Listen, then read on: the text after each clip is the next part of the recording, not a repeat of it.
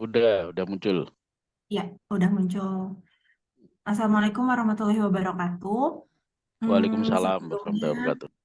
terima kasih untuk teman-teman yang sudah hadir di sesi perkuliahan Teknologi Kinerja Bu Happy. Kami izin untuk melanjutkan diskusi dari kelompok satu. Karena kelompok satu sudah menyelesaikan presentasi, jadi kita lanjutkan dengan kelompok kami, yaitu kelompok dua. Di sini mungkin saya perkenalkan dulu di kelompok dua, anggotanya ada saya sendiri, Meirisa, lalu ada Kak Lia, ada juga Kak Dodik, dan ada Kak Happy. Nah, mungkin bisa dilihat juga nih wajah-wajahnya yang kami berempat ini beserta dengan dosen kami yaitu Ibu Happy Indira yang mungkin pada kesempatan kali ini belum bisa menyaksikan secara live. Nah, untuk keberlangsungan dan keefektifan perkuliahan kita, ruang diskusi kita, perkuliahan hari ini kita full rekam teman-teman, jadi sehingga dimohon untuk tetap tertib dan juga tetap kondusif serta efektif ya nanti diskusinya berjalan dengan baik. Saya mulai dari pembahasan yang pertama mungkin ya, kita akan membahas tentang, boleh dilanjutkan untuk slide-nya?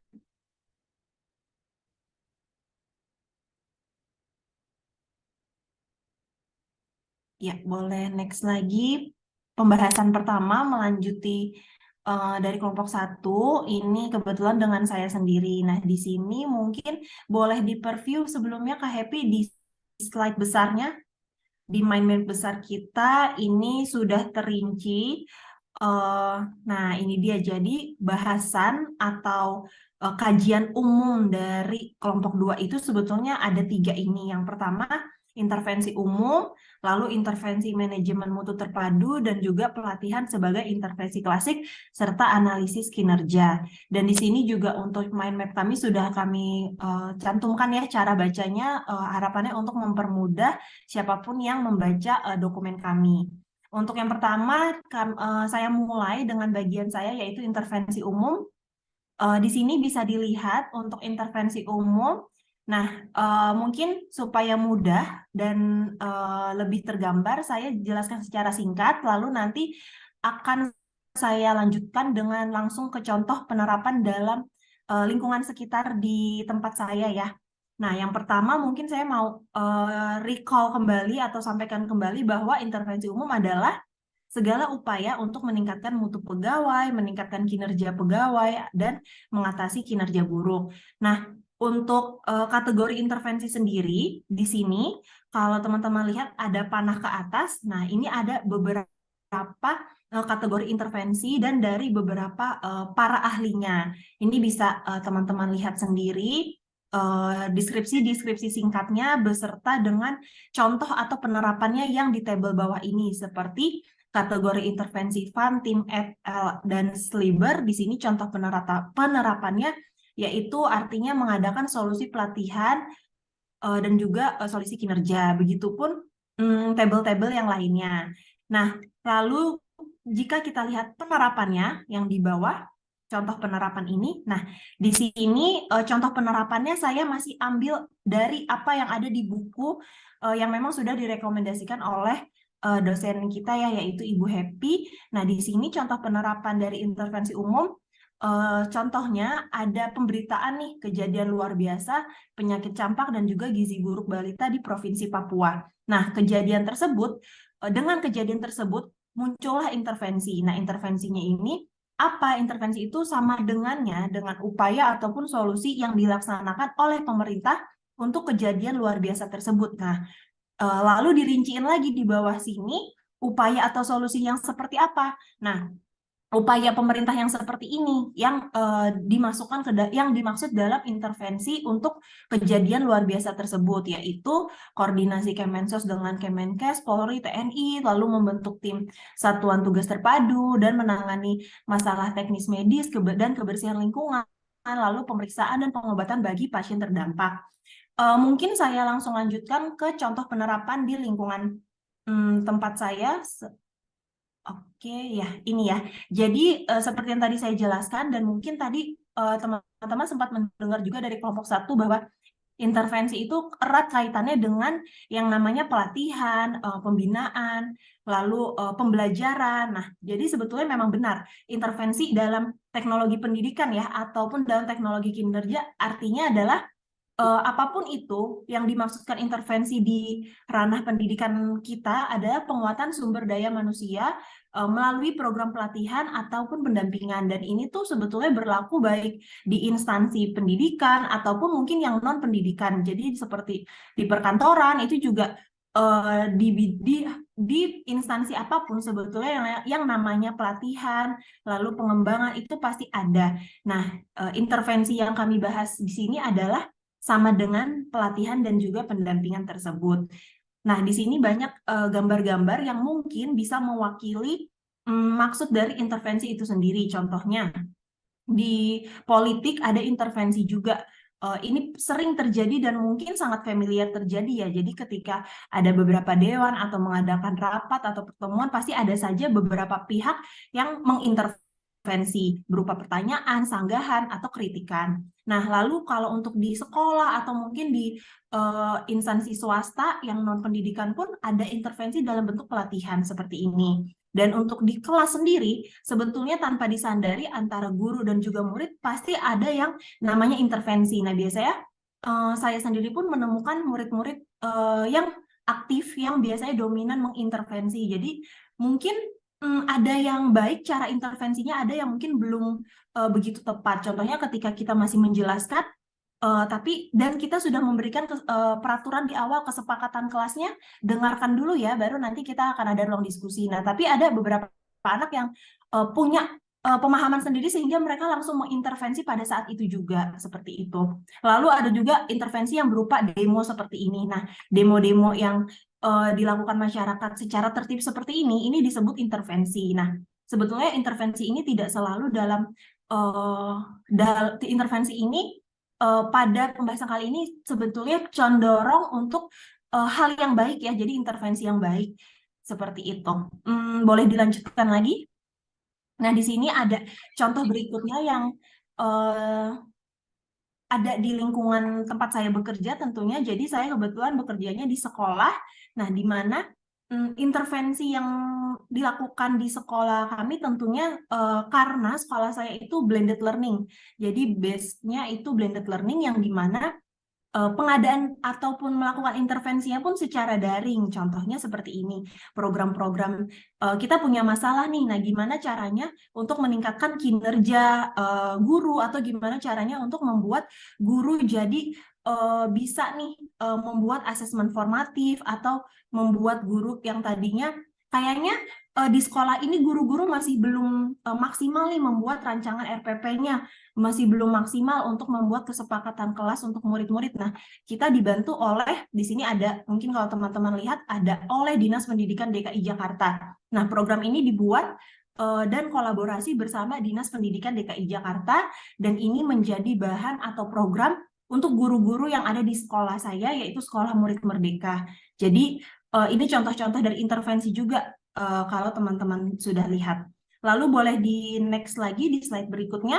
Di sini saya buka salah satu program yang lebih detail, teman-teman bisa lihat sendiri. Jadi karena sekolah saya itu blended learning, kita intervensi yang dilakukan yaitu berupa pelatihan ataupun pembinaan itu semuanya berbasis online. Nah, di sini untuk program-program yang tadi itu cover depan program. Ketika program itu dibuka, tampilannya akan seperti ini, teman-teman.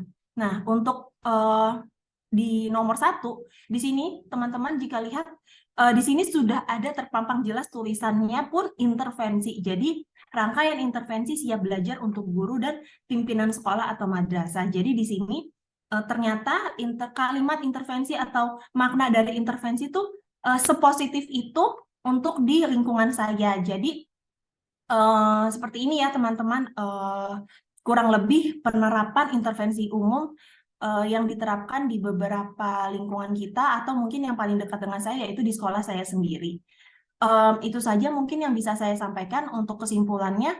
Intinya intervensi umum adalah salah satu kegiatan pelatihan ataupun salah satu kegiatan untuk pengembangan yang dimana itu diciptakan untuk menyelesaikan masalah tersebut, menyelesaikan kinerja yang buruk, ataupun ingin meningkatkan yang tadinya kurang baik menjadi lebih baik.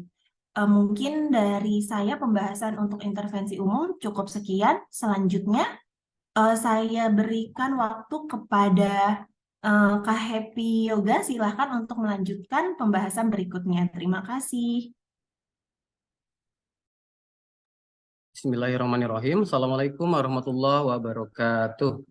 Waalaikumsalam warahmatullahi Alhamdulillahirrahmanirrahim. Terima kasih Kak Mei, rekan-rekan, dan wabil khusus Ibu Happy atas waktu dan kesempatannya. Akhirnya kita bertemu di puncak ya di UAS ini dengan materi yang sudah kita siapkan masing-masing. Saya mewakili kelompok 2 di sesi kedua kelompok kami. Kita masuk ke dalam intervensi manajemen mutu terpadu ya. Di dalam intervensi manajemen mutu terpadu, satu sebenarnya tujuannya adalah yaitu merubah apa yang kurang baik menjadi baik dengan proses-proses tertentu ya. Teman-teman bisa lihat dari intervensi manajemen mutu terpadu yang berwarna biru di sebelah kanan ya. Kita bagi 3, ada peningkatan kinerja yang nanti kita akan bahas dengan berbagai prinsip di sini. Ada juga ini teknik pencapaian mutu yang sudah ada garisnya dengan beberapa metode juga, ada Kanban, ada zero defect. Ada juga upaya untuk meningkatkan mutu kinerja dengan benchmark yang nanti akan dibahas oleh Kak Lia.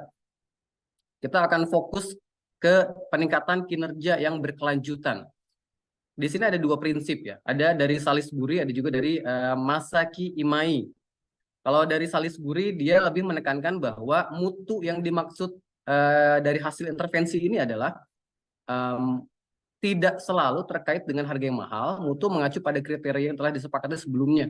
Dan menurut Salisbury bahwa mutu itu merupakan bagian dari ilmu. Ya, selain mutu ada juga teman-temannya mutu, yaitu sistem berpikir, sistem desain, pengelolaan perubahan, dan teknologi pembelajaran. Ini yang dimaksudkan oleh Salisbury tahun 96 bahwa mutu itu adalah bagian dari ilmu selain 4 ini. Nah, yang akan saya jelaskan dan kami jelaskan lebih besar di sini adalah melalui prinsip Kaizen yang ditemukan atau diprakarsai oleh Masaki Imai dari Jepang. Adalah sebenarnya ini Kaizen ya.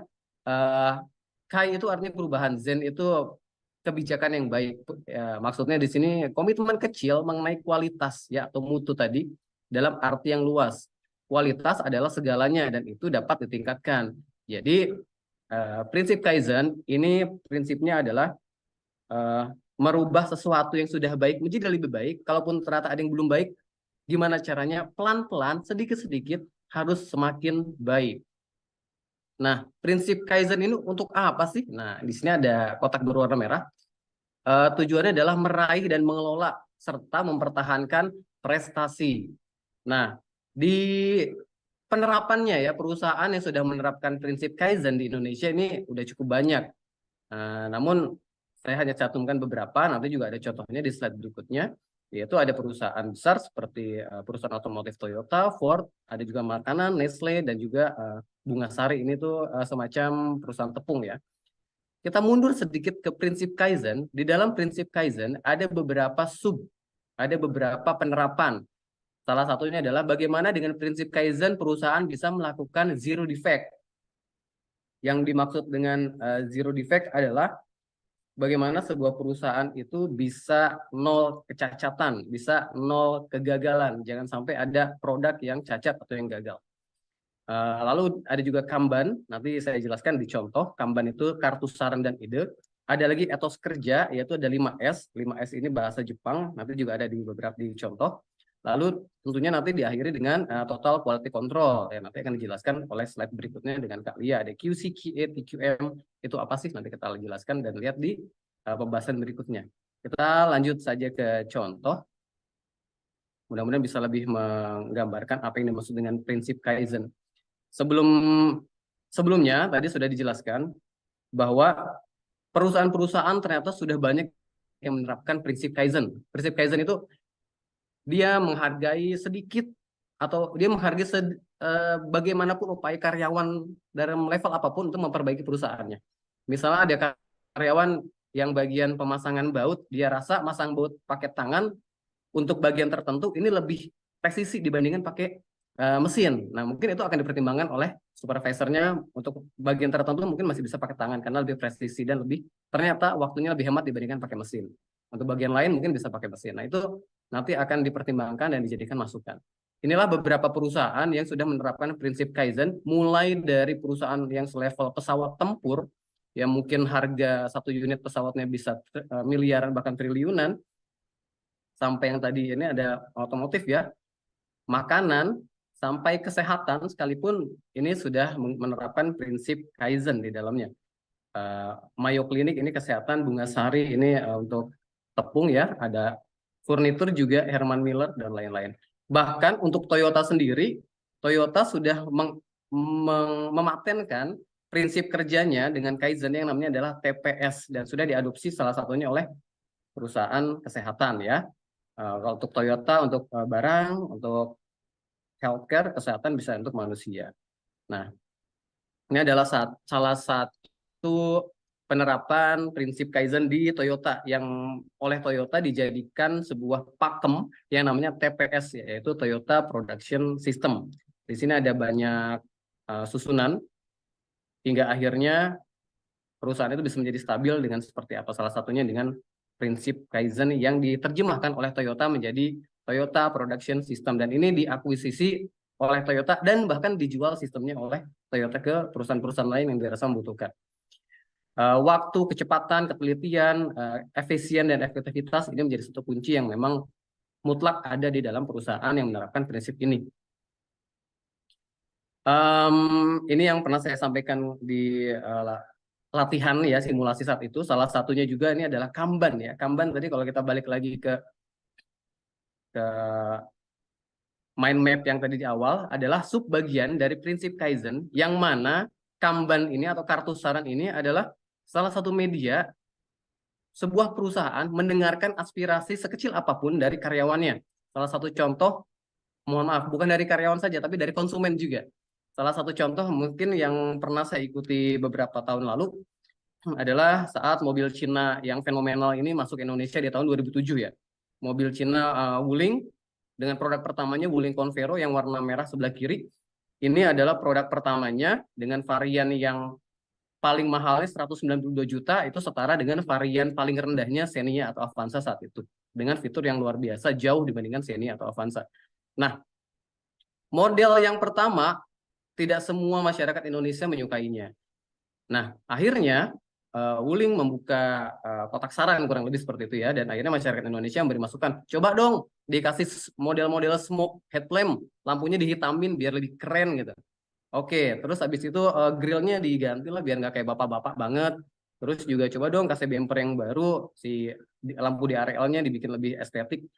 Ya, akhirnya dari beberapa saran itu setelah dikaji dan didalami, dibuatlah facelift tahun 2001 yang menghargai saran dan masukan dari konsumen. Ya, ini salah satu penerapan kartu saran.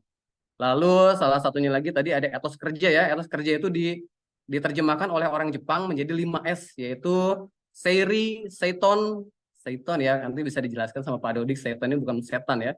Seiri, Seiton, Seiso, Seiketsu, dan Seisuke, yang artinya mungkin kalau di bahasa Indonesia kan Seiri itu ringkas, Seiton itu rapi, Seishi itu resik, Seiketsu itu merawat, dan Shitsuke adalah rajin.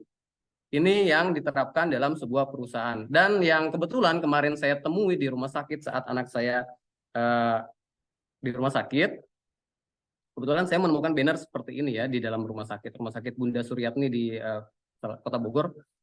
Di depannya budayakan 5R. Wah, ini pas banget dengan pelajarannya Bu Happy. Jadi saya foto, mudah-mudahan bisa saya jadikan bahan untuk presentasi hari ini. Nah, ini foto yang saya ambil saat saya kontrol anak saya yang sakit beberapa waktu yang lalu. Jadi penerapannya sudah sampai di rumah sakit, dan memang yang saya rasakan saat itu adalah di rumah sakit ini saya merasa sangat terlayani dan saya merasa sangat dimanusiakan dengan baik. Bahkan ada satu hal yang bikin saya terkesan dengan rumah sakit tersebut, bahwa saat saya datang parkir mobil saya bukan mobil baru, mobil tua, diparkirin dengan satpamnya, bahkan ada 2 depan belakang. Saat saya turun buka kaca, istri saya buka kaca, ada yang dipayungin sampai ke depan lobi. Nah, begitu pula pada saat pulang, kita dipayungin sampai ke dalam pintu mobil.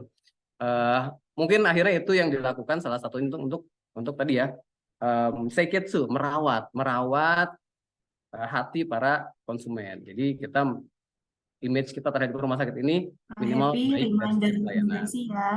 Oke, baik. Dari saya cukup sekian. Kak Merisa, silahkan saya kembalikan ke kakak. Baik, terima kasih Kak Happy. Teman-teman izin mengingatkan kembali ya untuk kesepakatan durasi kita. Untuk mempersingkat waktu, silakan untuk pemaparan dari Kak Lia. Oke, terima kasih kepada moderator. Di sini saya akan melanjutkan paparan dari pemateri sebelumnya, yaitu Pak Happy tentang mutu. Nah, di sini mutu itu kan kita sudah tahu bahwa suatu kriteria atau standar yang sudah disepakati dan dirumuskan bersama. Nah, di sini mutu ini berkaitan dengan dua hal. Yang pertama yaitu produk dan yang kedua itu yaitu jasa. Nah, di sini produk itu merupakan sesuatu yang dihasilkan yang memiliki bentuk atau berwujud. Sedangkan jasa ini itu sesuatu yang diberikan yang tidak berwujud tetapi hasilnya itu bisa dinikmati oleh pelanggan. Nah, di sini keterkaitan antara mutu pelanggan dengan produk ataupun jasa yang dihasilkan ini, pelanggan itu memiliki peran yang sangat penting, yaitu merupakan penentu diterima atau tidaknya suatu jasa atau produk yang dihasilkan. Nah, oleh karena itu, untuk supaya pelanggan ini tetap menggunakan suatu produk atau jasa tertentu, itu harus ada suatu manajemen mutu. Nah, di sini manajemen mutu itu seperti yang tadi disebutkan ada 3 hal utama, yaitu QC, QA, dan TQM. Nah, di sini untuk QC itu merupakan quality control, yaitu suatu tindakan yang dilakukan dengan cara memeriksa atau mengecek ulang suatu produk dan jasa yang dihasilkan. Jadi ini merupakan kegiatan yang dilakukan setelah suatu proses produksi itu berjalan. Jadi yang dicek itu merupakan produk hasilnya. Sedangkan QA itu merupakan suatu aktivitas tindakan preventif. Jadi dilakukan sebelum atau selama proses produksi. Jadi untuk menjaga suatu produk tertentu dihasilkan itu bagus, itu dari pihak perusahaan itu menggunakan bahan-bahan yang berkualitas. Jadi selama prosesnya menjaga supaya produk yang dihasilkan ini bagus.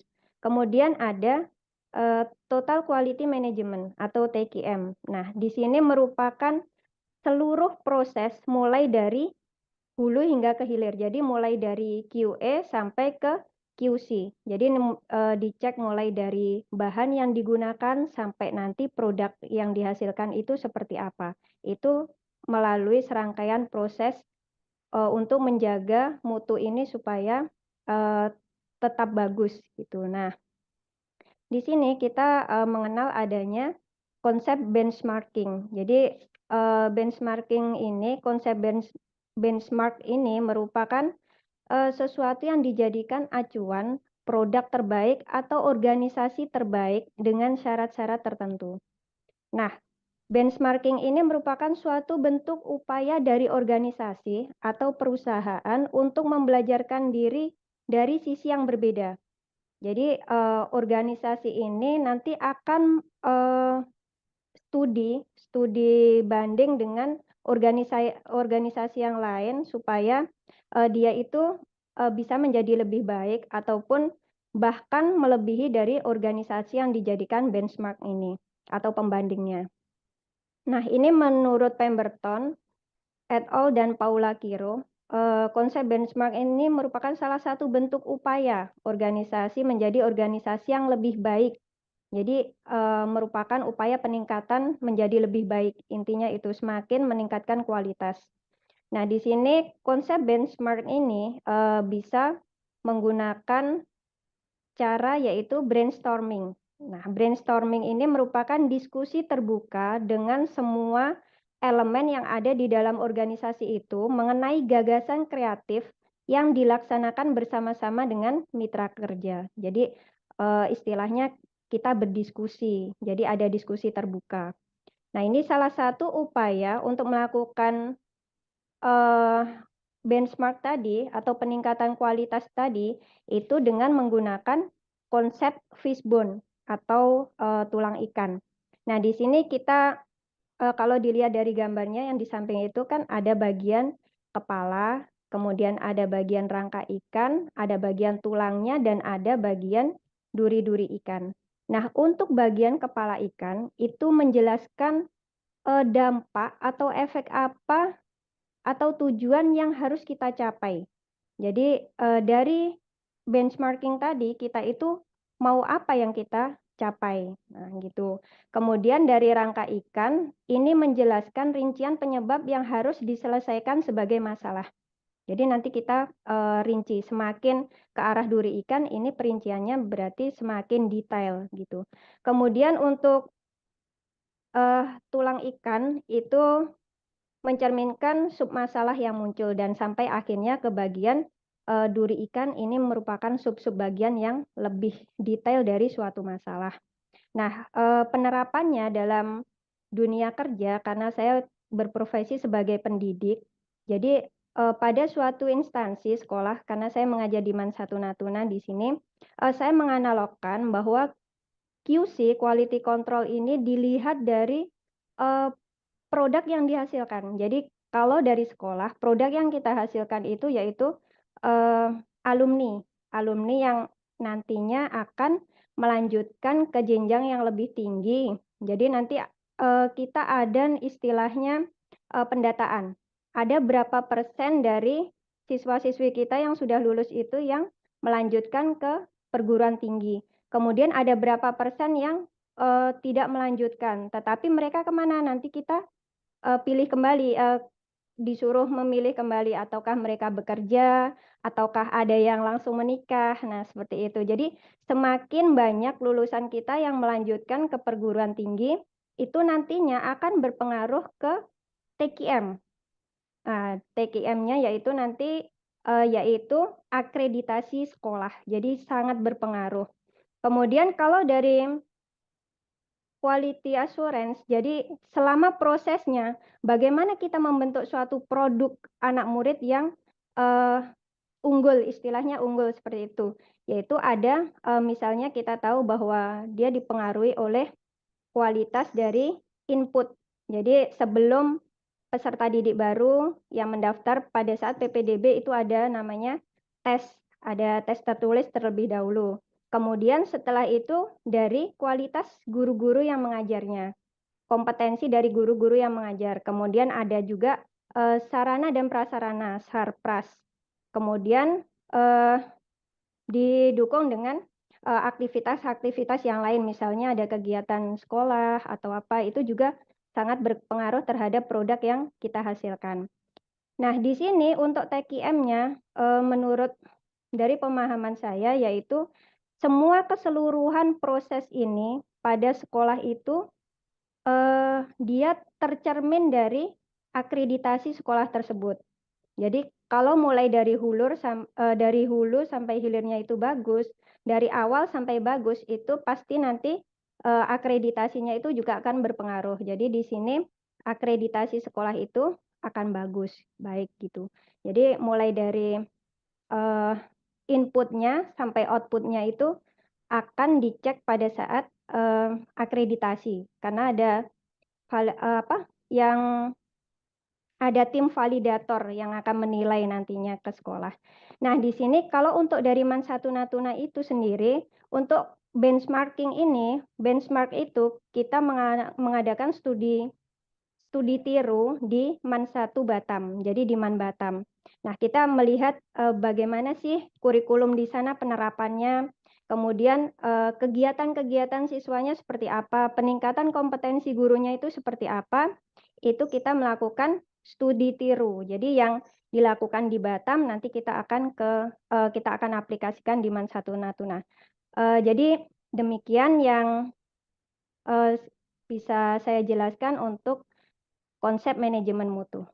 Terima kasih, saya kembalikan ke Kak Me selaku moderator. Terima kasih untuk kalian atas pemaparannya. Mungkin saya izin untuk langsung ke Pak Dodi karena kebetulan untuk Kak Winda sendiri ini izin ya. Jadi mungkin bisa kita lanjutkan. Silahkan Kak Dodik dan jangan lupa untuk durasi batasnya mungkin di 5 menit lagi ya. Setelah itu kita akan buka sesi diskusi. Silahkan Kak Dodik. Terima kasih Mbak Mei. Apakah suara saya sudah cukup terdengar? Saya hanya ingin memastikan. Oke. Terima kasih. Terima kasih sahabat semua. Tadi sudah disinggung di awal oleh sahabat kami. Tadi sudah disinggung oleh sahabat kami di awal terkait dengan setan ya. Makanya untuk kita semua biar tidak tergoda oleh setan, mari saya mulai dengan membaca A'udzubillahi minasyaitonirrajim. Bismillahirrahmanirrahim. Nah ini insya Allah kita semua terjaga oleh setan.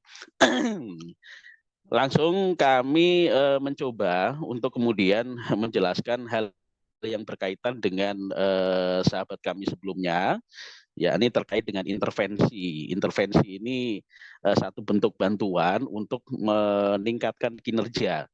Nah, sahabat semua mungkin tentunya berpatokan pada buku ini ya. Nah, saya sudah pegang buku ini dan saya berharap teman-teman dan sahabat semua harus punya buku ini. Karena ini kita bedah, kita jadikan satu dasar untuk diskusi kolaborasi. Oke, di sini membahas terkait dengan pelatihan, bahwa pelatihan ini merupakan satu intervensi klasik ya, yang bagaimana bisa meningkatkan kinerja itu bisa lebih baik lagi. Ini satu bentuk ikhtiar kita, dan sebagaimana kita semua adalah pemeluk agama Islam, maka ini selaras dengan apa yang disampaikan dalam Al-Quran, kalau nggak salah di surat An-Najm itu, wa anna laisa lil insani illa ma sa'a wa anna sa'yahu saufa yura. Dan yang kurang lebih artinya seorang manusia itu tidak memperoleh selain apa yang diusahakannya, dan bahwa usaha itu kelak juga akan diperlihatkan kepadanya. Dan ini juga sesuai hadis Rasulullah yang menyampaikan antum a'lamu bi umuri dunyakum, bahwa kalian semua itu yang lebih mengetahui urusan dunianya. Nah, makanya bagian yang kami coba sampaikan ini hal berkaitan dengan pelatihan untuk meningkatkan kinerja dan juga sebagai bentuk ikhtiar bagaimana kinerja kita bisa lebih baik lagi. Di sini ada istilah nuance of analysis word upon of objective. Ini satu istilah mengenai gambaran orang dari barat bahwa satu pon analisa itu bernilai satu on kok, bukan satu pon. Satu on analisa itu bernilai satu pon tujuan. Artinya bisa menghasilkan berbagai tujuan yang untuk lebih baik. Itu terkait dengan pelatihan. Dan kemudian ini menjelaskan terkait dengan perbandingan model Harles dan Rosset. Ini ada first thing first, ada kemudian on end analysis, dan kemudian masih berkaitan dengan ini juga, ini adalah konsep dasar dan makna nuance analysis. Ada model of situation, dan kemudian selanjutnya ada aspek dan alur nuance analysis. Dan terakhir adalah tindak lanjut dari analisis kerja. Kinerja, bukan kerja, kinerja. Jadi bagaimana pelatihan itu diadakan, kapan pelatihan itu diadakan, dan di mana pelatihan itu diadakan, dan akhirnya bisa menghasilkan satu bentuk capaian kinerja yang lebih baik lagi. Nah, metode dan teknik pengumpulan informasi data untuk analisis kerja itu merupakan satu pokok dasar dari pelatihan itu diadakan. Agar apa? Agar sesuai dengan tujuan dari adanya pelatihan itu diadakan. Nah, ini saya tidak akan baca satu persatu, tapi mungkin bisa lanjut Mbak Mai ke slide selanjutnya. yakni contoh. Nah ini konkretnya ya ini ada gambar sahabat kami yang ya jadi mentor kami juga. Nah ini namanya sama dengan ibu dosen kami yang selalu happy dan bahagia. Nah, ini pelatihan sebagai intervensi klasik, ada terkait dengan pelatihan apa itu namanya kurikulum merdeka, ada pelatihan rapot dan kemudian supervisi. Ini semua gambaran terkait dengan bagaimana kinerja kita bisa lebih baik lagi itu dengan diadakannya pelatihan. Dan pelatihan itu merupakan satu bentuk intervensi klasik. Mungkin itu yang bisa kami sampaikan dengan singkat. Kurang lebihnya kami mohon maaf, baik kesalahan yang kami rencanakan atau tidak. Terima kasih, kami kembalikan kepada Mbak Mai.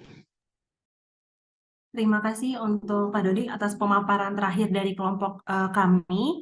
Mungkin untuk selanjutnya silahkan kita lanjutkan ke ruang diskusi ya teman-teman. Jadi untuk kelompok 2 mungkin bisa diperlihatkan mind map besarnya Kak Happy. Sekali lagi untuk recall dan mengingatkan teman-teman apa yang baru saja kita bahas. Jadi bagi yang ingin bertanya seputar materi yang baru saja kami bahas, mungkin bisa ditanyakan dari sekarang. Mungkin untuk pertanyaan pertamanya mungkin dibuka 2 pertanyaan dulu ya. Untuk 2 penanya tercepat silahkan boleh raise hand ya kalau mau bertanya. Dan bisa lihat lagi tadi pembahasannya apa aja sih, atau kalau memang punya ide yang tapi masih berkaitan pun tidak apa-apa ditanyakan. Baik, untuk penanya pertama ada Pak Panut. Dipersilahkan Pak Panut pertanyaannya. Oke, terima kasih kepada kelompok penyaji yang memberikan pemaparan sangat bagus. Dan mudah-mudahan ini menginspirasi bagi kelompok kami juga, tentunya juga kelompok-kelompok yang lain. Ada sedikit yang mungkin perlu kita diskusikan bersama tentang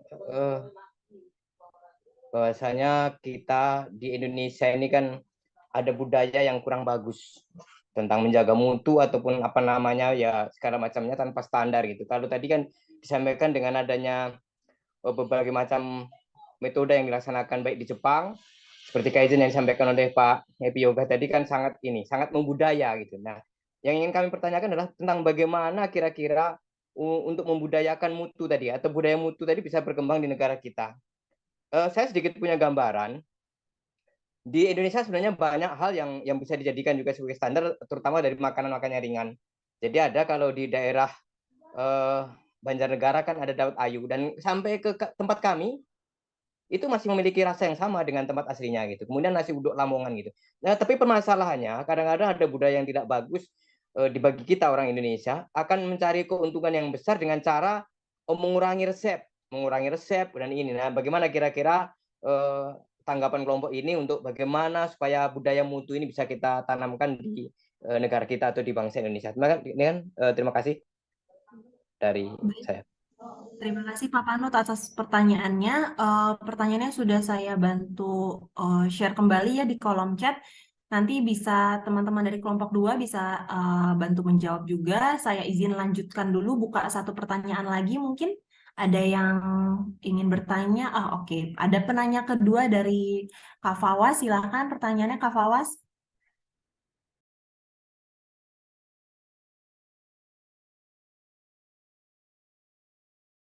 Pak Fawas bisa dibuka dulu mikrofonnya, masih unmute. Ya, terima kasih Bu Melisa, Mbak Melisa. Untuk pertanyaan saya tadi berkaitan dengan intervensi umum ya. Saya cenderung lebih mengaitkan intervensi ini ke arah pembelajaran. Ya kita tahu kan kalau sekarang itu sudah apa ya penerapan Merdeka Belajar yang pada intinya adalah kita memberikan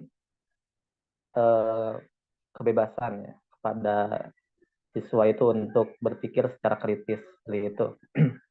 Nah, yang ingin saya tanyakan adalah sejauh mana sebetulnya intervensi dari seorang guru atau mungkin bahkan dosen terhadap siswanya seperti itu.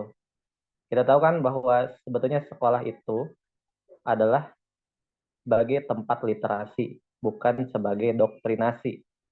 Artinya seorang guru juga atau seorang dosen juga tidak bisa, artinya harus memaksakan si siswa itu harus memiliki konsep berpikir yang sama seperti guru itu.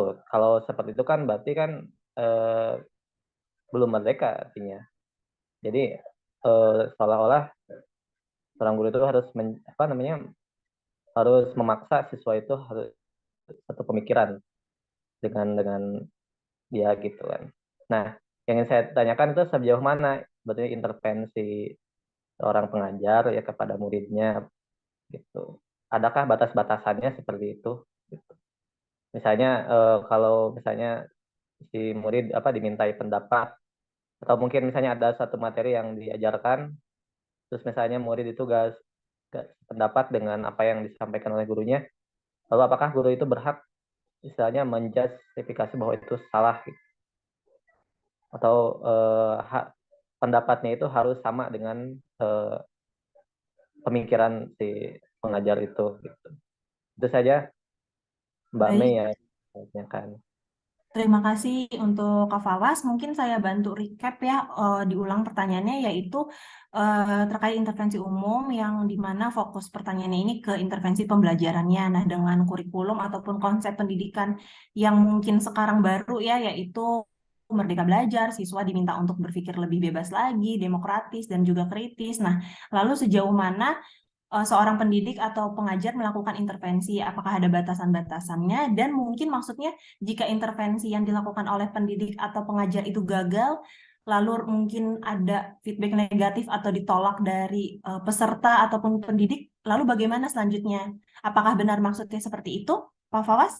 Ya, betul sekali, Mbak. Baik, terima kasih. Ini saya share juga ya, supaya ketika mengirim rekaman ini mungkin Bu Happy bisa terbantu dengan melihat texting yang ada di kolom chat ini.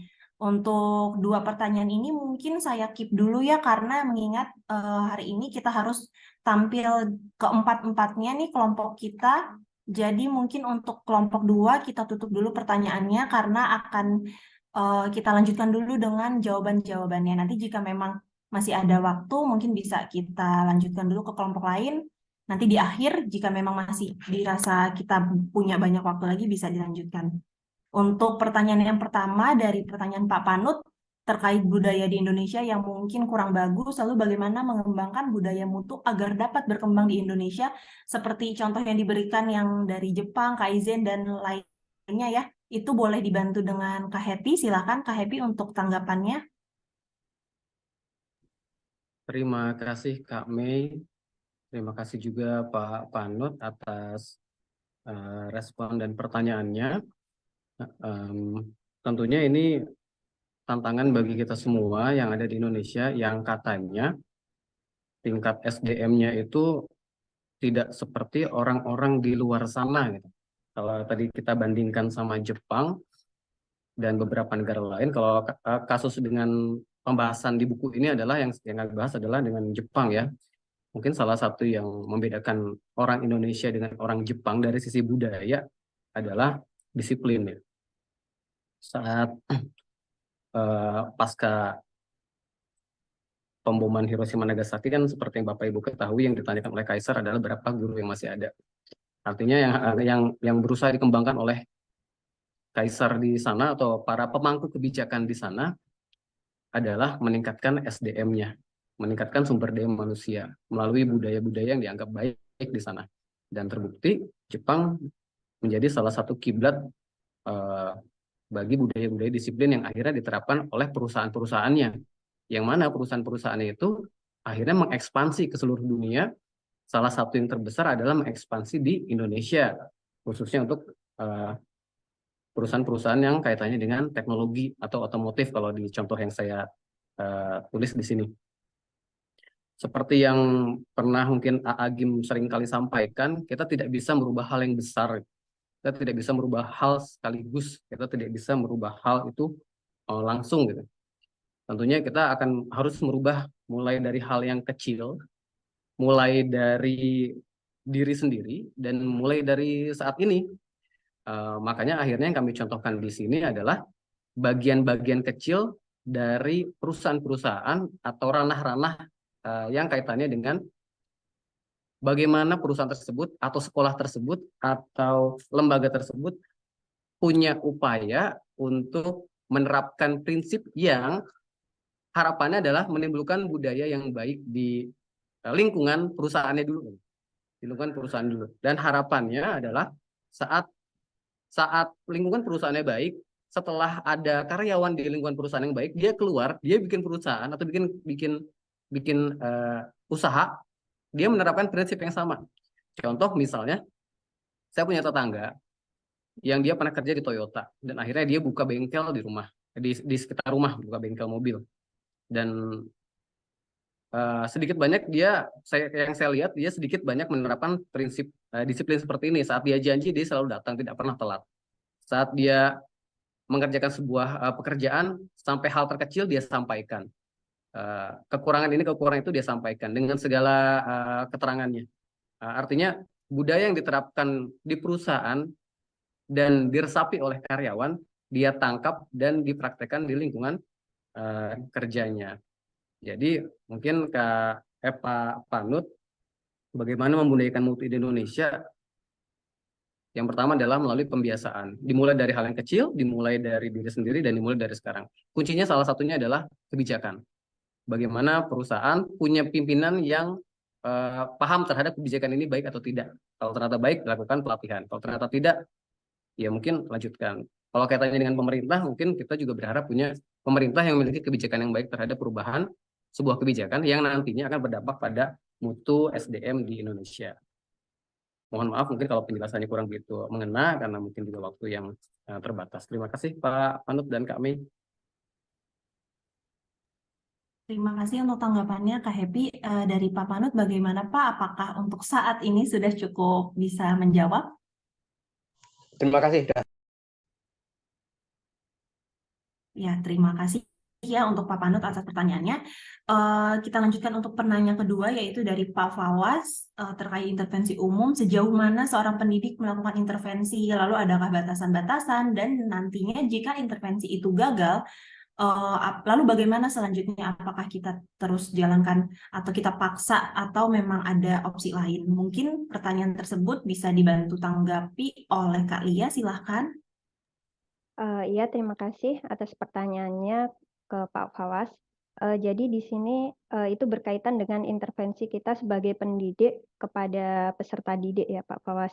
Jadi menurut kelompok kami, jadi untuk sejauh mana sih intervensi seorang pendidik itu ketika berada di dalam kelas. Nah, sebelumnya kita itu harus membuat rule. Kalau yang seperti saya lakukan, pada awal pertemuan kita itu membuat suatu tata tertib atau kesepakatan bersama. Jadi nanti ketika kita presentasi ini yang harus dilakukan. Kemudian setiap pembelajaran itu kita punya tujuan.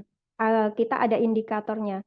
Jadi selama peserta didik itu melakukan diskusi dan itu masih berkaitan dengan tujuan, kita akan memberikan mereka kebebasan. Jadi mereka boleh mengambil literatur dari manapun, yang penting dia sesuai dengan kaidah. Kemudian mereka boleh menggunakan video yang seperti apa yang mereka inginkan gitu. Nah, sejauh mana intervensi kita? Jadi itu tadi, kalau selama video, selama buku-bukunya yang digunakan, selama cara mereka memahami suatu materi itu betul gitu. Jadi memang masih dalam koridor yang sesuai, itu kita akan melakukan membiarkan atau memberikan kebebasan kepada peserta didik untuk menjelaskan gagasannya. Tetapi ketika itu sudah ternyata sudah melenceng dari tujuan awal pembelajaran, nah itu baru nanti kita akan mengingatkan. Jadi seperti ini nak, batasannya seperti ini. Jadi ini kurang tepat. Jadi istilahnya bukan tidak boleh, tetapi kurang tepat. Nah, jadi seperti itu. Nah, kalaupun intervensi yang kita lakukan itu gagal, itu berarti kita sebagai pendidik itu kita harus belajar lagi bagaimana mengkondisikan suatu kelas itu. Jadi itulah yang merupakan nanti yang harus kompetensi kita sebagai pendidik itu bagaimana merancang bisa membuat suasana kelas itu kondusif. Jadi seperti itu, Pak Fawaz. Baik, terima kasih Kalia. Mungkin simpulannya adalah untuk kelompok 2, yaitu kelompok saya, Merisa, Lia, Happy, dan Dodik. Mungkin pembahasan hari ini kami tentang intervensi, lalu mungkin ada beberapa juga yang membahas tentang lebih detail ya, seperti strategi atau bagaimana caranya melakukan intervensi atau juga manajemen mutu. Nah, semoga materi dari hari ini cukup baik diterima oleh teman-teman dan tanpa mengurangi rasa hormat karena sudah selesai waktu atau durasi untuk kelompok 2, mungkin saya izin langsung tutup saja presentasi dari kelompok 2 ini, dan terima kasih untuk Ibu dosen kita, Bu Happy, dan juga terima kasih untuk teman-teman yang sudah bertanya dan menyimak dengan baik. Dari saya cukup sekian.